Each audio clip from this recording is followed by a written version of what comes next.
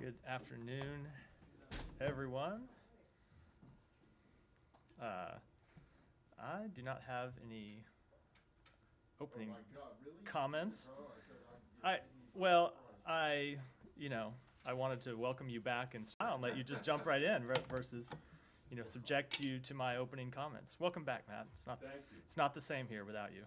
I'm sure it isn't. But I thought you would at least have something to say at the top.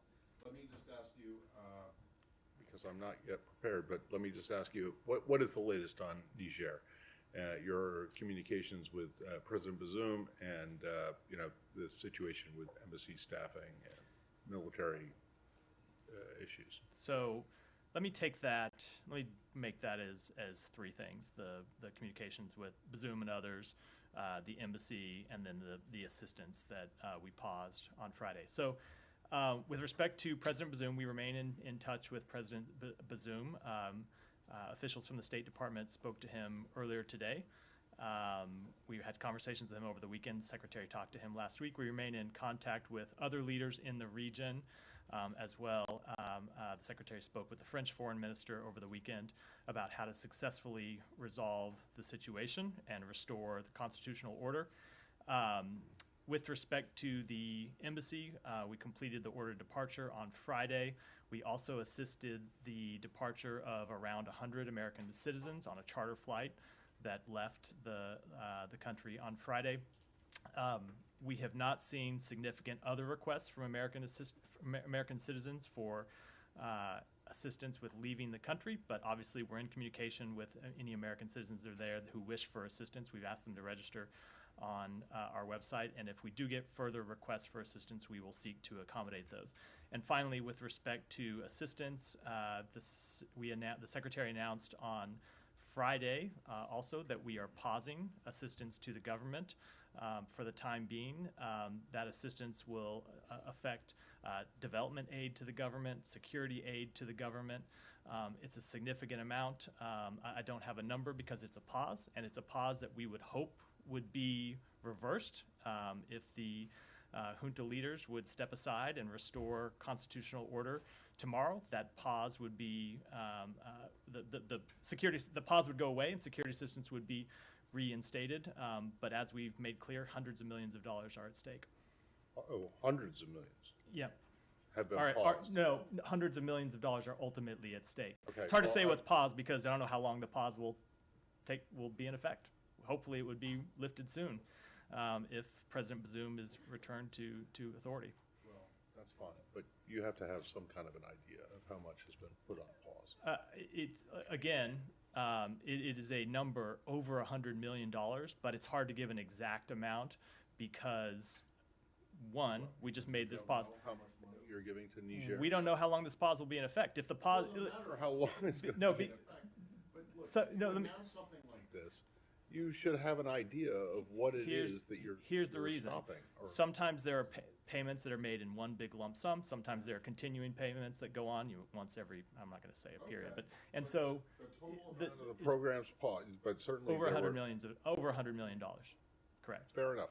But what are the specific programs that have been paused? I don't have a list of specific programs, but they are development assistance, security assistance, law enforcement assistance, and other programs that aid the government of Niger. No, it's in the hundreds of millions. Because we're adding up some of the programs. I don't have the list of all the programs to go down, but I can tell you they are in those broad categories. And I should reiterate something I left out at the beginning, that humanitarian assistance to the Nigerian people is not affected. All right. And then last thing on this. I have missed you. I do enjoy our frank and candid exchanges. Well, look, I'm sorry. No, I'm not. When it comes out and says it's pausing a certain amount of assistance to a certain country, you would think that you would know how much that is and what the programs actually are. And what you're saying right now is that you can't. I'm giving you the broad category. Yes, of programs. Exactly. But you should know specifically when you make the announcement, which it was made on Friday, right? What it is that you're doing. I'm giving you the. Am I wrong? I'm giving you the broad category of programs. We continue to look through it, and like I said, hopefully the pause goes away. I mean, it could go away tomorrow. Okay. And then just the other thing is, you said you assisted about 100, was that right? Yeah, about 100 American citizens. Leaving the country That on I should be clear. There were about 100 American citizens we assisted that left on that charter flight. Our flight, the flight your flight. our flight that left on Friday.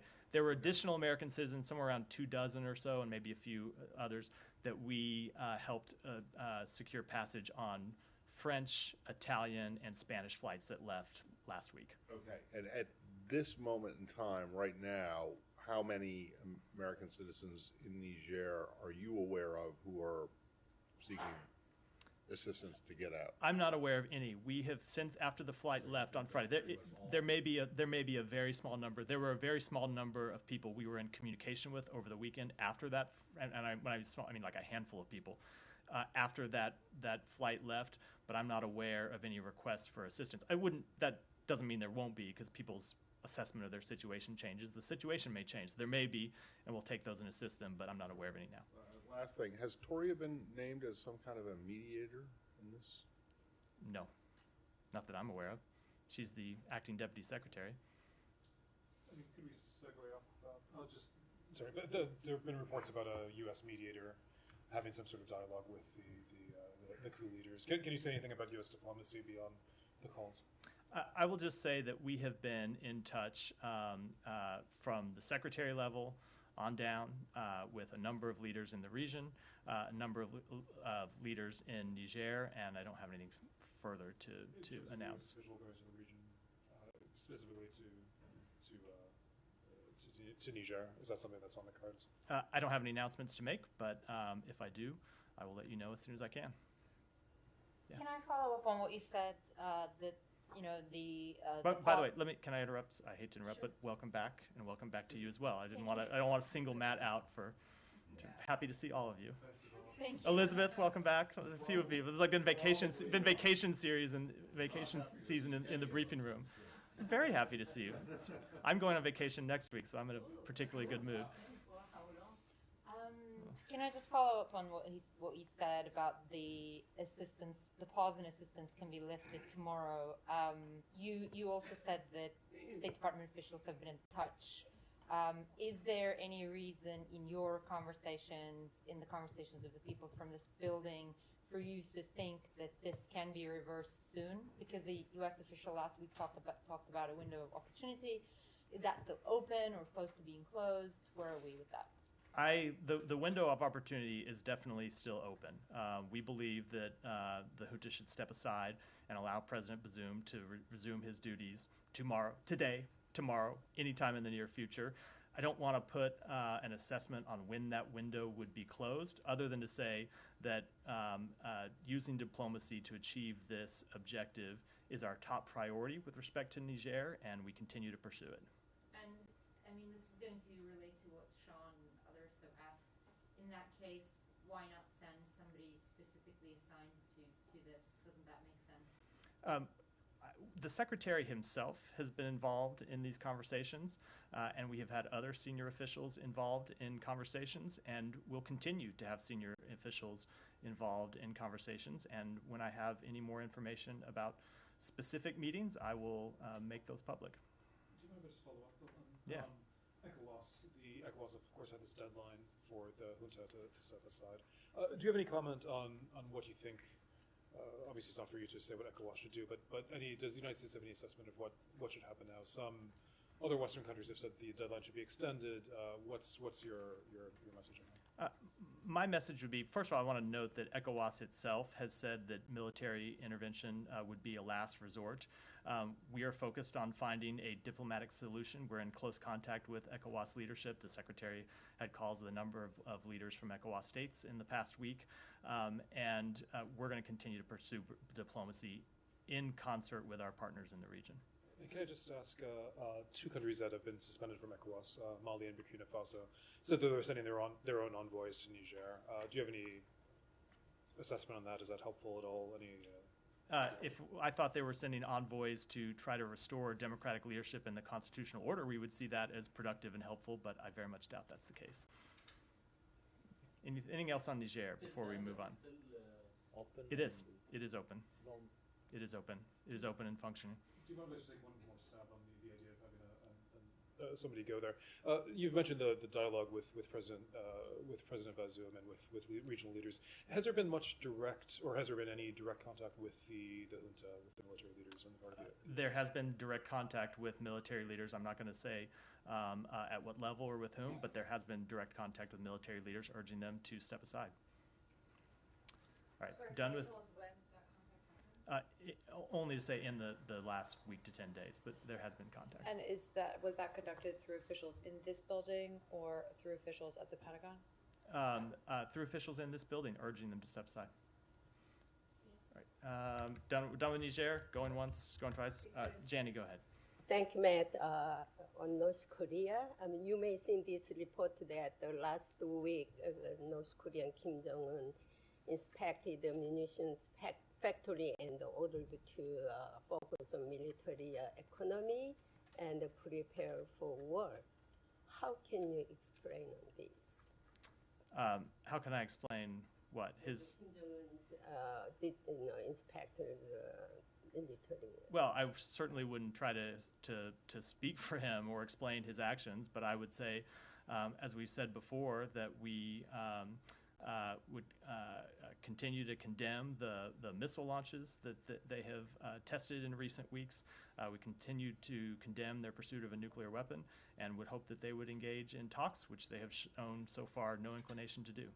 You look, after Russian Defense Minister Shoigu left Pyongyang and the military aircraft again arrived in Pyongyang, do you think it has something to do with Russian military aircraft visiting Pyongyang and they stay there for 2 days, 1 night? That happens up there? Can you guessing something? I just don't know. Obviously, we've seen close cooperation between Russia and North Korea. We have made clear our concerns about cooperation between Russia and North Korea. We have made clear our concerns about North Korea seeking to assist Russia in its aggression in Ukraine, and we will continue to make those concerns clear, and we will continue to enforce all of our sanctions. Thank you. Alex, go ahead. Thanks, Matt. Questions on South Caucasus, but before we enter there, did you have anything for us on the results of last week's discussion between U.S. and Ukraine on long-term security arrangements? Any results? I would say that we felt they were productive talks. They were attended on the U.S. part, obviously by Jake Sullivan, the National Security Advisor, and by Acting Deputy Secretary Nuland on behalf of the State Department. We thought it was productive that a number of countries were able to hear directly from Ukraine about both the violence that has been inflicted on their country by Russia and also their vision for a just and lasting peace that preserves their territorial integrity and preserves their sovereignty.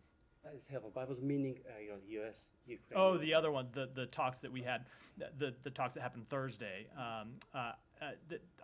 I think I spoke to this last week, and I don't have really any update to those other than to say that they were the first in a round of conversations that we expect to have. These are conversations we previewed in the G7 declaration that was announced at the end of the NATO summit, where we announced that we would be having bilateral discussions with Ukraine. Other countries in the G7 and 12 countries since the statement were issued joined to say that they would be having the same discussions to talk about how to ensure Ukraine's long-term security. That is our priority. That was the subject of these conversations. But again, this was the first of what will be a number of conversations between the United States and Ukraine. That, I should add, are separate and apart from the conversations we have going on every day about the ongoing war. Right. Do you have next round of meeting conversation scheduled already? Or I don't have any update on the schedule. Thanks so much. I move to South Caucasus. I have two questions. Georgia first. The Secretary issued a statement today on 15 years of Russian invasion. Strong words, but I didn't find any beef in it. So the Secretary mentioned that the United States remains determined to hold Russia accountable for its obligation for not withdrawing from Georgian territory. What are you guys doing to help Georgian people? I'm not talking about Georgian government. That's a separate topic and for a different day to discuss. But Georgian people to restore its territorial integrity and to kick out Russian terrorists from this territory? Well, I think we have made clear in that statement. We made clear in the statement the Secretary issued today, as we've made clear for some time, that Russia should withdraw and stop occupying Georgia's territory. We will continue to make clear our support for that policy. And I would just say that with respect to holding Russia accountable, if you look at the sanctions that we have imposed on Russia since the outset of the Ukraine war, and yes, those are in response to the invasion of Ukraine, those have degraded Russia's military capacity. They have hurt Russia's economy. They have targeted critical sectors inside Russia that it uses to project power overseas. So I think with respect to holding Russia accountable, we have a very strong record to point to. Do you view Zelensky peace formula as a template for Georgia as well? I wouldn't want to make comparisons between two countries with different situations. My final topic, Armenia, Azerbaijan. We heard from Russian officials last week threatening both sides, Armenia and Azerbaijan, against signing any peace agreement, saying that they should expect further conflicts if they rush into a peace agreement. Is it time for the West to call Russia out for undermining your efforts to bring about peace?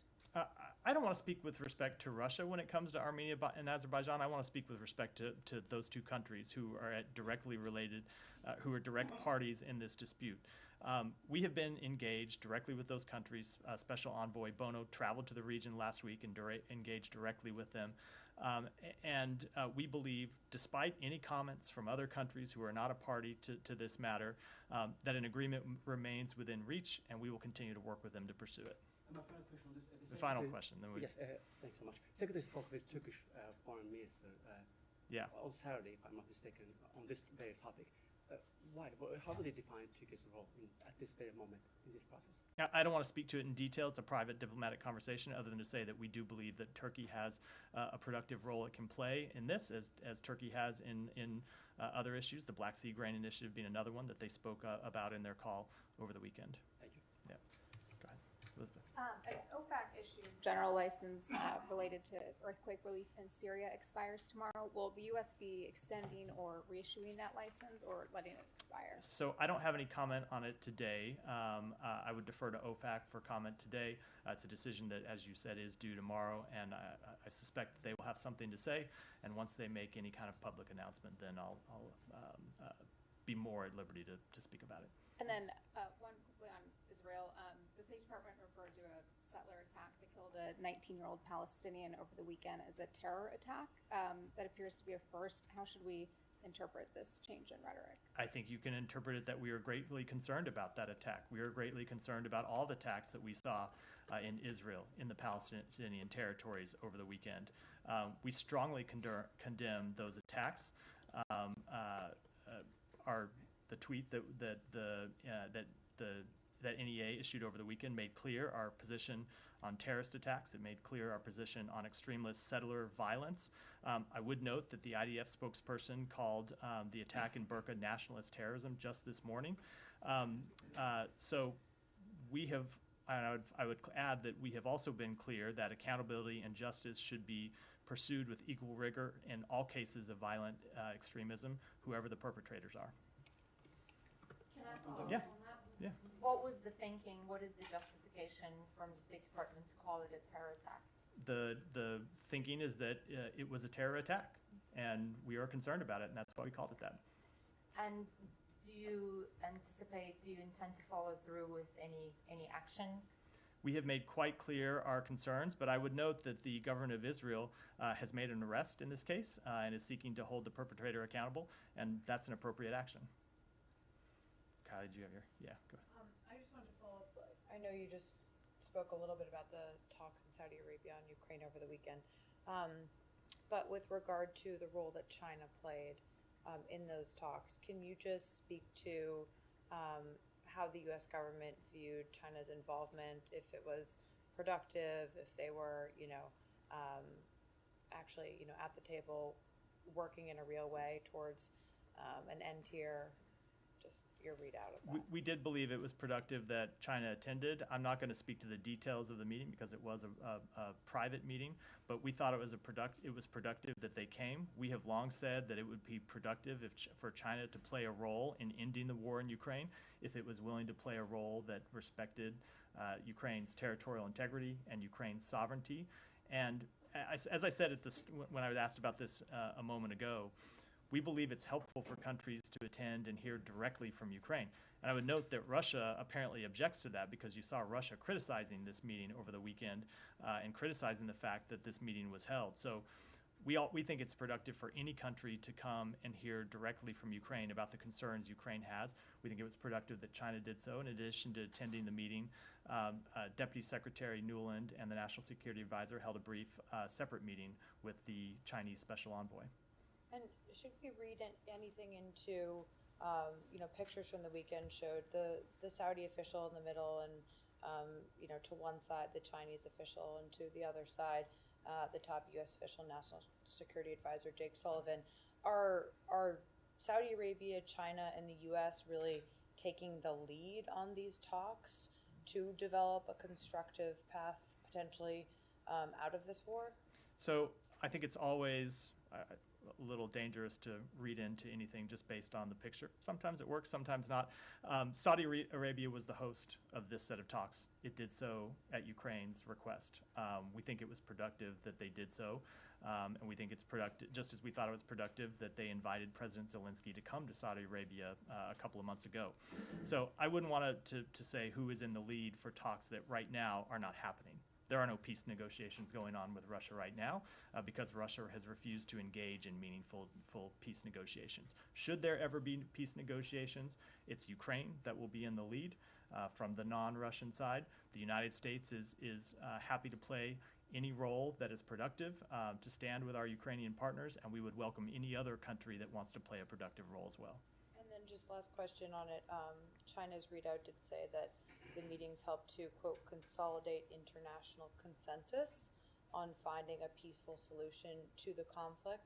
How long do you think it'll take to actually develop that international consensus here? I think that's a very hard question to answer. This still remains an active war in which Russia has shown no sign of curtailing its imperialist ambitions or coming to the negotiating table. So we will continue to work to convince as many countries as possible around the war that when this war ends, it should end in a way that respects Ukraine's territorial integrity, its sovereignty. That's the point that Ukrainian officials made this weekend. That's the point that U.S. officials made this weekend, and we will continue to press that and try to convince as many countries as possible to take that view of the situation. Matt, just one thing on that side meeting with Toria, Jake Sullivan, and the Chinese envoy.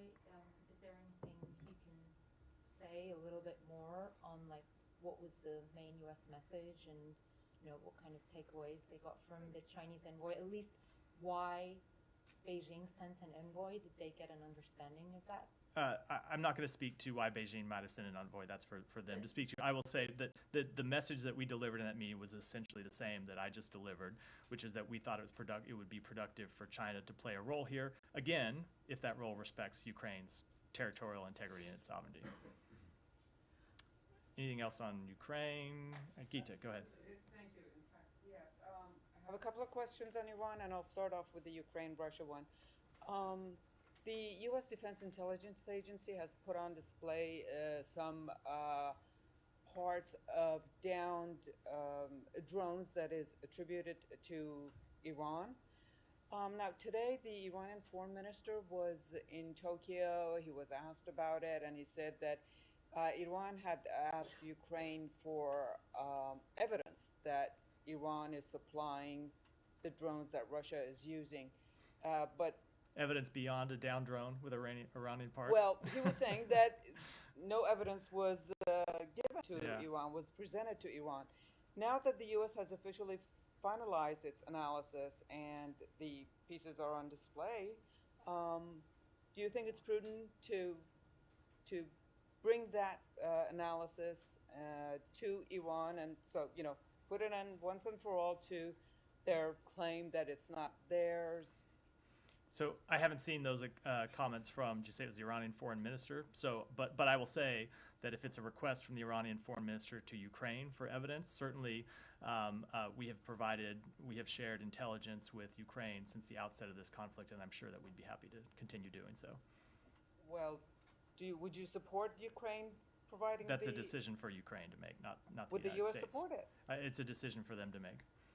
Okay, another one on the detained dual citizens. The last head count we heard was from National Security Advisor Jake Sullivan, who said there are 4 American Iranians in Iran that the U.S. is engaged in trying to obtain their release. Today, an Iranian newspaper talked about a 5th person saying that it's a female American Iranian and that she was detained a couple of weeks ago. Can you bring us up to date on how many people we're talking about and what's going on? I saw that report. I'm not going to comment on it in detail. I will say at a high level that we are attempting to obtain the release of Americans who are detained in Iran. There have been a number of reports about this in the past few weeks, and I will say at this time when our top priority is obtaining their release and their safe passage from the country, that I don't think it's helpful for me to, it's obviously a very sensitive topic, and I don't think it's productive for me to comment on it in detail. Well, the talks began with 3 people, 3 American Iranians. Would inclusion of others make it any more difficult to gain their release? I just don't think it's productive or helpful to our goal of securing their release to talk about it publicly right now. Sorry, can I just ask you, Yeah. why is it not helpful, or why is it unproductive to say how many you're looking at? Because it is a very sensitive. Is it 3? It is or is it 5? Or is it 4? It is a very sensitive topic right now. We are I trying to. understood, but I understand. I'm not sure I understand why the number is a. Who is it sensitive to? And the I wish Iranians or to you guys? it is sensitive to the our attempts to obtain their release, and it can affect their. Well, if I can't really answer that question without getting into the process by which we are trying to obtain their release, I don't which understand why the number is that sensitive. And I understand that. This is an issue that no one's asking you for their names or who exactly they are. I fully understand or why they were arrested. We are trying to obtain the release of Americans in Iran, Yeah, and I hope at some point, point, hold on. At some point, I hope that I will be able to have a more detailed conversation about this, where I answer all those questions. I'm not at that point today. On this, let me. You've had your hands up. No, on this topic. Yeah. News Go ahead. report said today that U.S. and Iran suspended talks on release of detained U.S. nationals after additional arrests made. Can you confirm these reports? No. Again, I'm not going to comment on. I'm just not going to comment on the underlying details of any of those of these reports for the reasons that I just outlined. Are they still going on? Or? I'm not going to comment any further for the same reasons that I just gave in response to Gita and Matt. Go ahead. Thank you, Matt. Iraq yesterday calling the U.S. to extradite 2 Iraqi former officials, which they have the U.S. citizenship, and they are accused of facilitating the theft of the $2.5 billion in public funds, and this is the country's biggest ever corruption case. Are you going to extradite these 2 people to Iraq? If not, then how do you respond to this Iraqi request? 2 things. One, I've seen the reports, but I can't comment on an extradition matter, as is typically the case. And 2, I will say more broadly, we are pleased that the al-Sudani administration is taking corruption seriously, and we would defer to the Iraqi government to speak further on this particular matter. Has Iraqi requested this extradition formally to the U.S.? I'm not going to comment on an extradition matter. One question on Syria. Turkey has increased its attacks on northeast Syria, and the autonomous administration of northeast Syria is calling the U.S. and also the guarantor of the ceasefire to have a clear position on these attacks that targeting their forces in northeast Syria. What's your clear position on that? Why you have chosen to be silent on these attacks that they are attacking on a daily basis? So the United States remains concerned about the increase in violence in northern Syria, in particular the impact it's had on the civilian population and the effectiveness of our operations to ensure the lasting defeat of ISIS. Our position on this matter has not changed. We continue to support the maintenance of the current ceasefire lines and condemn any escalation. It is crucial for all sides to maintain and respect ceasefire zones to enhance stability in Syria and work toward a political solution to the conflict. And finally, the United States is working with Turkey and our local Syrian partners to ensure the safety of U.S. personnel, our partner forces, and civilians. We share an interest with Turkey in sustainably ending the conflict in Syria, and we have and will continue to consult with them closely on policy. Go ahead. Yes, thanks, Matt. In light of Voice of the Martyrs Persecution.com reports on Christian persecution in India. Voice of the what? And, what was that? Voice of the what? Voice of the Martyrs, the Persecution.com reports on persecution, especially Christian persecution in India, and President Biden's upcoming trip to India. What will President Biden be asking of the India Prime Minister Modi regarding Christian persecution, who has failed to protect Christians from persecution in the wake of their anti-conversion laws? And I have a follow-up. So we regularly raise human rights concerns with countries with which we engage. I've done that so in the past with India, and we'll do so in the future. But how so specifically has President Biden been dealing with the issue of Christian persecution? Well, we have made very clear that we oppose persecution of religious groups. I have made it clear from this podium on a number of occasions. You know, worldwide it's concern for Christian persecution. So what would you say to our audience about President Biden and his attempts to stop Christian persecution, not only in India, but also globally? We have made very clear that we oppose the persecution of Christians, and we oppose the persecution of any religious group, no matter where it takes place in the world. Go ahead. Thank you, Matt. My name is Mesfin Bezu from TG Ethiopian, and my question is about the current conflict. Welcome to the briefing room. I'm not sure. I'm sure you've been here before, not under my tenure, my short tenure. I've been out here, but thank you for welcoming us.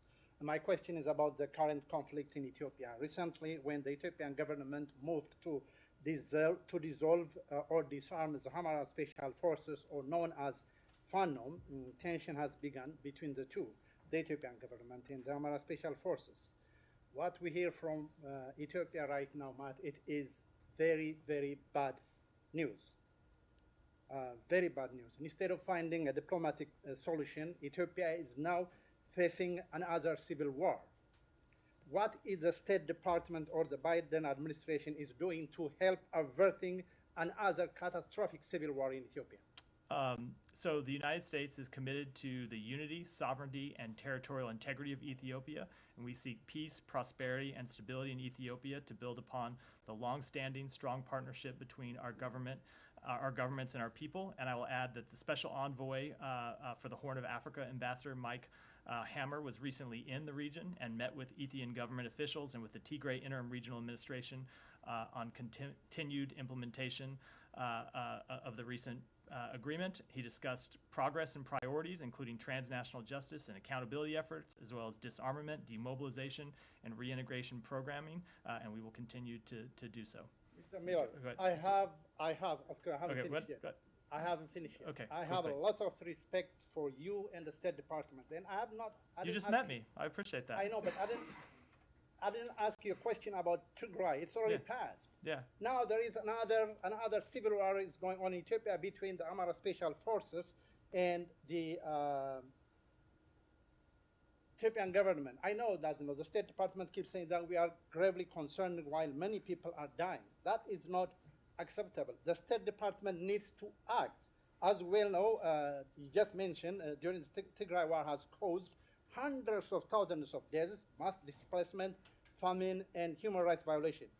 Despite such terrible war, the State Department was saying we are greatly concerned before the State Department sent its special envoy to the Horn of Africa, who helped, I give a credit, who helped to bring peace between the Ethiopian and the Tigray forces. And now, can we get to the question? Yeah. Okay, let me get to the question. Does the State Department need to wait hundreds of thousands of people to die, to suffer, or to be displaced before the State Department send its special envoy to the Horn of Africa to bring peace between the Ethiopian government and the Amhara Special Forces, FANO? Not Tigray right now. It's a different situation in Ethiopia. Yeah, I understand. I will say that we remain engaged. The Secretary just spoke with the Prime Minister of Ethiopia on Friday. We will continue to remain engaged both at the secretarial level and at other levels in the government. Go ahead. Thank you so much, Matt. Very simple. 15th of August, Bangladesh observed National Mourning Day the father of the nation was brutally killed in 1975, 15th of August, with the family members. At least one of the self-declared killer of that father of the nation is still remaining open here in USA. Do you support bringing the all killers to the justice and extradite them to Bangladesh? Again, we don't comment on extradition matters. One more, can I have one more? Yeah. Yeah, very simple. Yeah.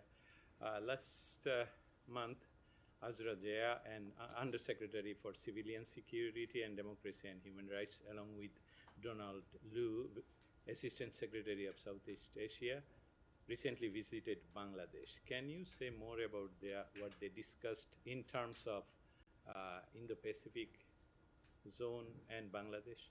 I don't have anything to add other than the readouts that we made public at the conclusion of those meetings. Go ahead. Do you have any updates on the grain deal, or can you provide any insight into discussions around it during the talks in Saudi Arabia? So I will say, first of all, the talks in Saudi Arabia were focused on how to obtain a just and lasting peace, not on some of the underlying issues. It's not to say it didn't come up at some point. I'm not aware if it did or if it didn't, but that wasn't the focus of the talks. But that has been a focus of our ongoing diplomatic efforts. Secretary Blinken spoke with the foreign minister of Turkey. I believe it was on Saturday. We made the readout public, so you can check the date if I have that wrong. Where one of the issues that we talked that they talked about was the productive role that Turkey has played in trying to convince Russia to rejoin the Black Sea Grain Initiative. We're going to continue to press Russia to rejoin the Black Sea Grain Initiative. We're going to continue to make clear that the excuses it made for withdrawing are just that, excuses, that their fertilizer exports and their grain exports were at or near all-time highs while the Black Sea Grain Initiative was in effect. And we're going to continue to make clear to the rest of the world that it is Russia that is responsible first for withdrawing from the Black Sea Grain Initiative and then for bombing Ukrainian ports and Ukrainian grain facilities over the days and now weeks since they withdrew. So we will make that case and urge countries around the world that have depended on grain exports from Ukraine, from the region, to press Russia diplomatically. But unfortunately, we have as of yet seen no sign that Russia intends to return to the initiative. But we will continue to press our case and encourage others to do the same.